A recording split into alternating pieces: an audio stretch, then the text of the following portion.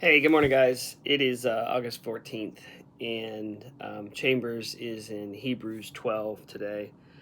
And it's talking about quenching the spirit. He's still talking about quenching the spirit and making sure that we allow is not the right word, um, that we beat down, I'll say it that way, that part of us that wants to refuse the work of the Spirit in our lives. That we take that part and we grab it by the neck, um, and we tell it to shut up and go away, and we make it submit. The spirit man grabs the fleshly man by the throat and tells it to die. I know that seems kind of crazy, but I just think that's what we have to do. And I know that there are times in my life where I just feel that the spirit man just needs to absolutely wrap my spiritual hands around my fleshly man's throat and choke it to death. So today's lesson is how to kill your flesh. Put it to death. So anyway, all that said, chastening. It's when God corrects us. It's interesting in Hebrews 12. It says, "Despise not the chastening of the Lord, nor faint when you're rebuked of Him." It says in the NIV here in Hebrews 12, 5 and 6, "My son, do not make light of the Lord's discipline. Do not lose heart when He rebukes you, because the Lord disciplines those He loves, and He punishes everyone He accepts as a son." He punishes those He accepts as a son, rebukes those He loves. And you think about it this way: if God didn't care, if I don't care, and I say this sometimes when I look at parents and I say, why are they not reining that child in?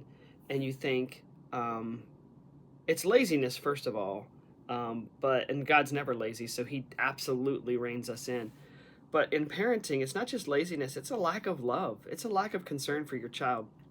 When you allow a child, and then God, and we're going to relate this to God allowing us, when you allow a child to run off the rails, do whatever that child wants, you know that leads to destruction. In our heart of hearts, we know it leads to destruction. The same thing for us. Sin leads to destruction. So when God punishes us, rebukes us, chastens us, reins us in, it's because He says, I do not want it to lead to the destruction that I know will come at the day of judgment. And so God rebukes us prior to the day of judgment so that we can redirect and just push sin out of our lives in a way that we don't have to deal with it on the day of judgment. Those who are never rebuked and never chastened and never allow God to do anything in their life, those are the people that have to answer for it in the day of judgment.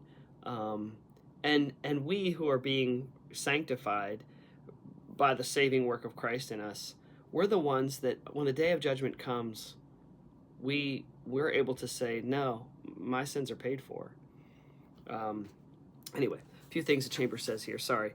It's very easy to quench the spirit, he says. We do it by despising the chastening of the Lord. Despising the chastening of the Lord.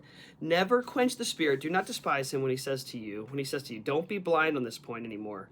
You are not where you thought you were. Up to the present, I've not been able to reveal it to you, but I reveal it now. God says, hey, listen, this is sin. You need to weed it out. When the Lord chastens you like that, let Him have His way. Let Him relate to you. Let Him relate you rightly to God.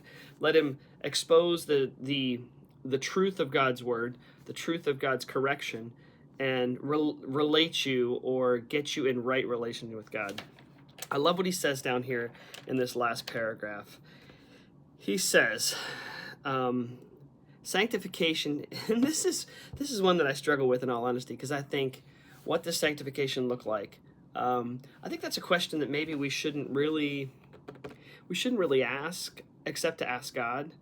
We ask ourselves, what does sanctification look like? I think we need to ask God, hey, what does your sanctification work in me? And by the way, that's different for different people. That's where we need to be really careful not to judge each other and how God is sanctifying each one of us. What your struggles may be are not the struggles of the person next to you. Your struggles are not the struggles of the person next to you. Now, sin is sin. Sin is sin, but God, even in His mercy, exposes that sin in us to us piece by piece sometimes, year by year. And not that God doesn't mind us having sin for a season of our life. That's not what I'm saying. What I'm saying is that he is gentle in the way he does it. And so we need to be just patient with each other. Sanctification is not my idea of what I want God to do for me.